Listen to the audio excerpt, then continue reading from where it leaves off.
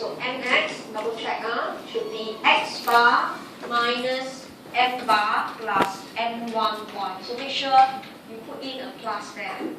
Then minus the nxe. So this is how you read your net export. Okay, so because previously we say nx, alright, okay, depends on 3 factors. Depends on your local income, which you saw here, foreign income, so we hold it constant, that's why you have x bar. Then depends on real exchange rate, which is the minus nxe. Alright, so if you want to do mathematical method, you must understand this entire equation. Okay, especially the nxe, which is not easy. Okay, so I'm going to spend a bit of time to interpret nxe with you, so you can copy at the side. You can see if your e goes up, you substitute into the equation. So you are saying that, alright, your nxe, right, net export that is dependable on exchange rate goes up, but with the minus sign, nx goes down. Right, so what is the intuition behind it? The intuition is if your exchange rate strengthens, you will buy more imports, alright, and you would sell less export. So this import and export, alright, that is actually dependable on exchange rate, mathematically it goes up, but conceptually it goes down.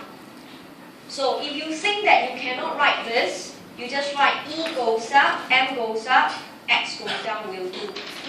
But this is not X bar, M bar. It is known as NXE. So the problem with mathematical method is this equation. Students always get problem with this equation. They always misunderstood it. They used to say E goes up, X bar goes up, M bar goes down, or vice versa. So be careful. Okay, so same thing to read this equation. If your purchasing power went down, substitute into the equation first. NXE goes down. The entire value goes down. But the impact on NX is it goes up. Okay, because you minus off a smaller value, NX goes up. And the intuition is your purchasing power went down, you buy lesser import, but you can sell more. So that's why NX can increase. So the reason why I don't encourage people doing mathematical method if you don't know how to read equation. This NXE will prove to be very confusing to you. So hear me clearly, this is an optional method. Alright, this is actually an optional method saying that exchange rate has a negative effect on NX.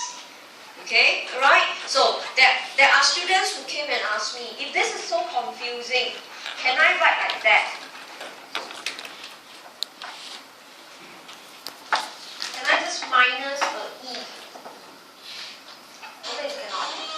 Because you are affecting NX, you are not affecting exchange rate NX.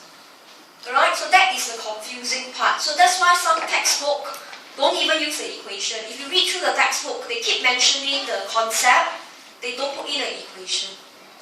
Alright, okay, so that is the issue with mathematical method. Different textbook uses different notation for exchange rate.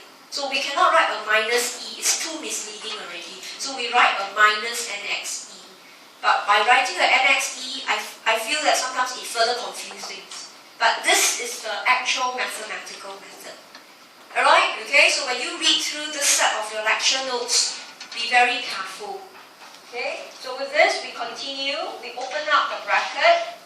So look at your lecture notes, you will get X bar minus M bar, okay, with minus NXE.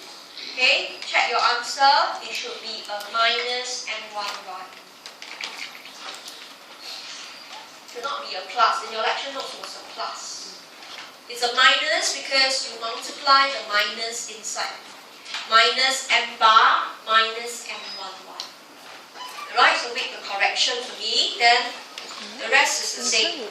you will get. So x bar minus n bar, you call it nx bar. Minus nxe minus m1. So I'm still on line number 2 in your lecture notes. Okay? So you have to be very systematic.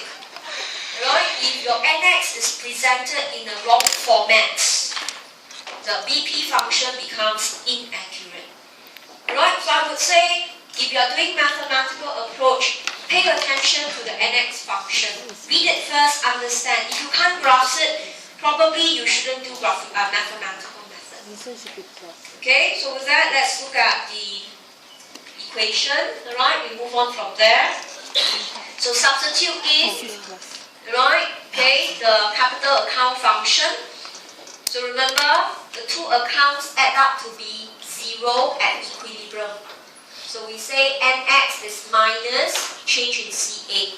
So substitute the nx function, this whole chunk inside. Right? You get this line. Then with a minus f times I minus I star. So you can see, the moment you can construct your nx correctly, you will get an accurate function. So the function must start with I, end with y, because we are using the ISLM intercept. So in this case, you can see this entire chunk here, this is your vertical intercept. So you can put there a VI. Right? Which means to say, right, what would shift your BP function would be foreign interest rate, NX bar, and your exchange rates. Okay? And the BP function is upward sloping because I and Y shares a positive relationship. And then the slope is M1 over F. Right, so this is a mathematical approach. So you should not memorize, you should construct it. But again, inaccuracy will jeopardize the whole situation. So if you want to memorize, I would say just memorize the slope will do. The slope is M1 over F. Alright, so with that, we now want to draw in the BP function. So you should expect, therefore, to see a very simple line. So the axis has been marked out for you.